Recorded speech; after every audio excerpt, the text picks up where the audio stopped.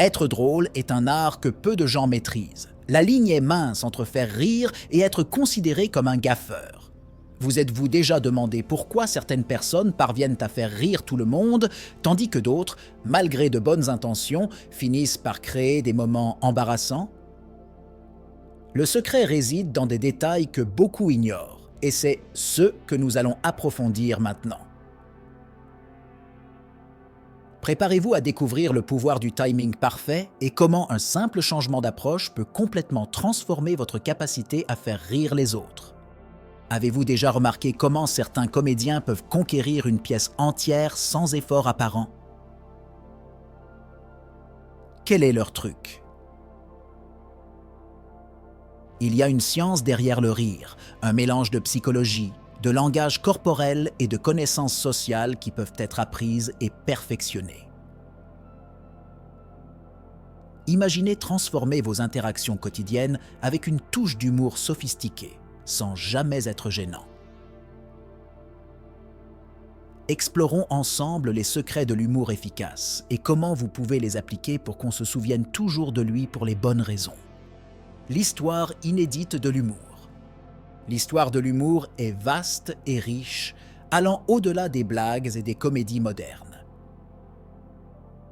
Depuis les civilisations antiques telles que la Grèce et Rome, l'humour a été utilisé non seulement pour le divertissement, mais aussi comme une forme de critique sociale et politique. Aristophane, l'un des premiers comédiens grecs, a utilisé ès et pièces pour faire la satire de personnalités publiques et de problèmes sociaux, montrant comment l'humour peut être un puissant outil de changement social. Dans l'Égypte ancienne, les blagues étaient enregistrées en hiéroglyphes, et certaines des premières formes d'humour écrit se trouvent dans des textes tels que le Papyrus Westcar. De plus, dans des cultures telles que celle des Amérindiens, l'humour jouait un rôle crucial dans les rituels et les cérémonies, souvent utilisés pour enseigner des leçons morales et sociales. Dans la Chine ancienne, l'humour était incorporé dans des philosophies telles que le taoïsme, où Laozi utilisait l'humour pour illustrer les paradoxes et enseigner la sagesse. Cette diversité historique montre que l'humour a toujours été plus qu'un simple outil de divertissement. C'est un moyen de communiquer des idées complexes et de connecter des personnes à travers des contextes culturels et historiques variés. Neurosciences du rire.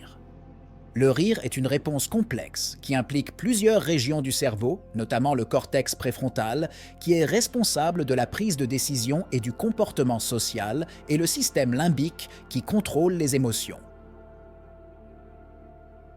Des études de neuroimagerie révèlent que lorsque nous entendons une blague, notre cerveau passe par un processus en 2 étapes. D'abord, nous reconnaissons l'incongruité ou l'élément inattendu de la blague. Nous éprouvons alors une sensation de plaisir en activant le noyau accumbens, la même zone associée aux récompenses et au plaisir. Il est intéressant de noter que le rire améliore non seulement l'humeur, mais qu'il a également des avantages physiologiques prouvés. Il peut réduire les niveaux de cortisol, l'hormone du stress, et augmenter la libération d'endorphines, qui sont les analgésiques naturels du corps. De plus, le rire stimule la circulation sanguine et améliore la fonction immunitaire. Ces effets démontrent que l'humeur n'est pas seulement bonne pour l'esprit, mais aussi pour le corps, favorisant un sentiment général de bien-être. L'humour sans mots. L'humour non-verbal, qui comprend les expressions faciales, les gestes et le langage corporel, est une forme de communication puissante. Des artistes comme Charlie Chaplin et Mr. Bean, Rowan Atkinson, sont passés maîtres dans cet art, créant des situations hilarantes sans dire un seul mot. Ce type d'humour repose sur la capacité de transmettre des émotions et des intentions de manière claire et universelle, permettant aux personnes de différentes cultures et langues de comprendre et d'apprécier la blague. De plus, l'humour sans parole peut être incroyablement inclusif, éliminant les barrières linguistiques et culturelles. Dans un monde de plus en plus globalisé, cette forme d'humour a le potentiel d'unir des personnes d'horizons différents. Des études montrent que notre capacité à lire et à interpréter les expressions faciales est une compétence innée, développés au cours de l'évolution pour faciliter la communication sociale. Par conséquent, la maîtrise de l'humour non-verbal peut être un outil puissant pour ceux qui veulent être drôles sans jouer l'imbécile. Psychologie des blagues internes. Les blagues internes créent un sentiment d'exclusivité et de camaraderie au sein d'un groupe, renforçant les liens sociaux et le sentiment d'appartenance. Ces blagues, qui n'ont de sens que pour ceux qui partagent des expériences ou des connaissances spécifiques, sont de puissants outils sociaux. Ils ne se contentent pas de divertir, mais renforcent également la cohésion du groupe et peuvent même servir de mécanisme de survie sociale, créant des alliances et définissant les identités de groupe. Cependant, l'utilisation de blagues internes doit être faite avec prudence pour éviter d'exclure des individus. Lorsqu'ils sont bien gérés, ils peuvent faire en sorte que les membres d'un groupe se sentent valorisés et compris. D'autre part, une utilisation excessive ou insensible peut aliéner ceux qui ne sont pas familiers avec le contexte, créant des divisions. Par conséquent, il est essentiel de comprendre l'équilibre lors de l'utilisation de l'humour interne, en s'assurant qu'il renforce les liens sans créer de barrières. Le rôle du timing dans l'humour. Le timing est un élément crucial de l'humour, et souvent, la différence entre une blague réussie et un échec complet réside dans le moment où elle est racontée. Les comédiens professionnels passent des années à perfectionner le timing de leurs blagues, comprenant que le rythme et les pauses peuvent amplifier la réponse du public. Un bon timing permet au public de traiter l'information et de réagir de la manière souhaitée, augmentant ainsi l'impact de la blague. De plus, le timing ne s'applique pas seulement à l'humeur verbale, mais aussi à l'humeur physique et visuelle. La bonne pause avant une expression faciale ou un geste peut créer une anticipation qui intensifie le rire. Le timing est donc une compétence qui peut être affinée avec de la pratique et de l'observation, permettant même aux observations les plus subtiles de se transformer en moments hilarants.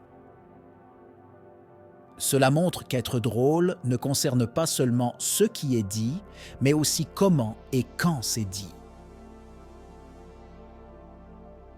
L'humour en situation de crise. L'humour peut être un outil puissant en temps de crise, aidant les gens à faire face à des situations difficiles et à réduire le stress. Lors d'événements traumatisants, tels que des catastrophes naturelles ou des crises personnelles, l'humour peut offrir un exutoire permettant aux gens d'affronter leurs difficultés avec une perspective plus légère. Des études montrent que l'humour peut augmenter la résilience, aidant les gens à se remettre plus rapidement d'événements stressants. Cependant, il est crucial que l'humour dans de telles situations soit utilisé avec sensibilité et de manière appropriée. L'humour noir, par exemple, peut être thérapeutique pour certains, mais profondément offensant pour d'autres. Par conséquent, la clé est de bien connaître le public et le contexte avant de faire une blague. Lorsqu'il est utilisé correctement, l'humour peut renforcer les liens entre les gens, procurant un sentiment de normalité et d'espoir en période d'adversité. Évolution de l'humour sur les réseaux sociaux. Avec l'avènement des médias sociaux, l'humour a considérablement évolué, prenant de nouvelles formes et se répandant rapidement. Les mèmes, les courtes vidéos et les tweets amusants sont devenus des formes de divertissement populaire, capturant souvent des moments d'humour spontané qui trouvent un large écho auprès du public. La viralité de ce contenu démontre le pouvoir des plateformes numériques pour diffuser l'humour à un public mondial en quelques secondes.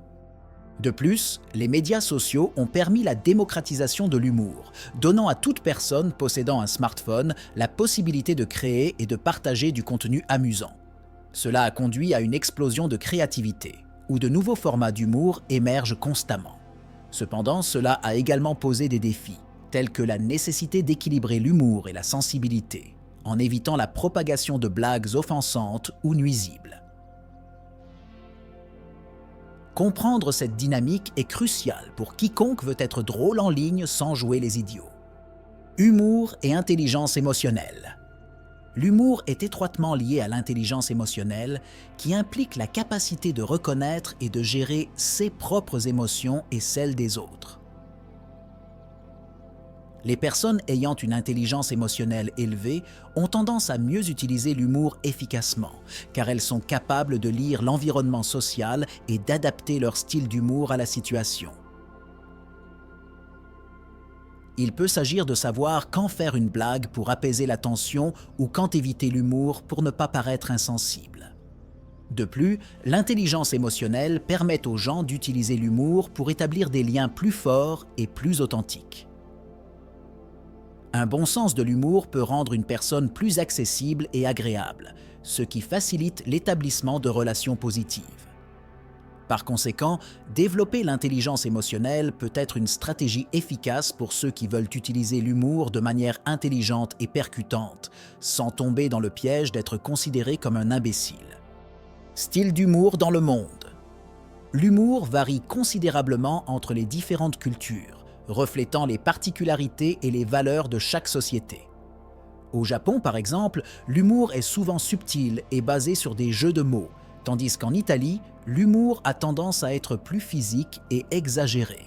These differences montrent à quel point l'humour est profondément influencé par le contexte culturel et historique, et la compréhension de ces nuances peut enrichir la façon dont nous utilisons l'humour dans des contextes multiculturels. De plus, l'exploration de différents styles d'humour peut aider à élargir son répertoire personnel, ce qui permet d'adapter son humour à différents publics. Savoir ce qui fait rire les différentes cultures peut être un outil puissant pour quiconque veut être drôle de manière inclusive et sensible. Cette compréhension de l'humour global peut prévenir les situations embarrassantes et garantir que l'humour est bien reçu, quel que soit le contexte culturel.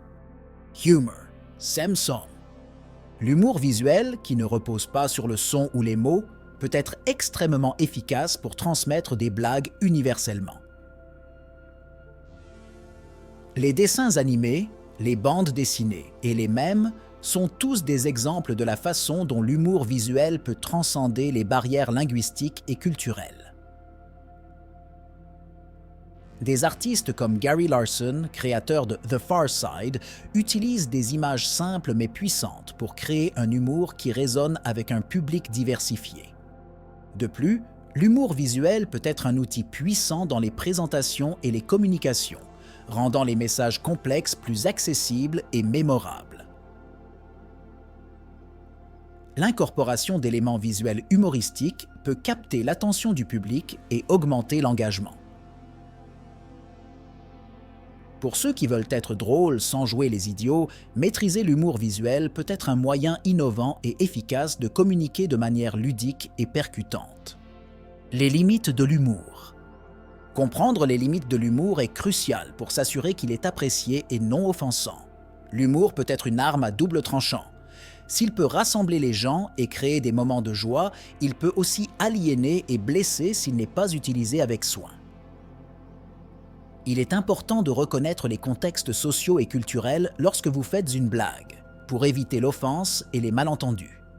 De plus, apprendre à naviguer dans les limites de l'humour implique de pratiquer l'empathie et le respect. Savoir lire l'environnement et adapter l'ambiance en conséquence est une compétence essentielle. Les blagues sur des sujets sensibles tels que la religion, la politique ou les tragédies doivent être abordées avec une extrême prudence.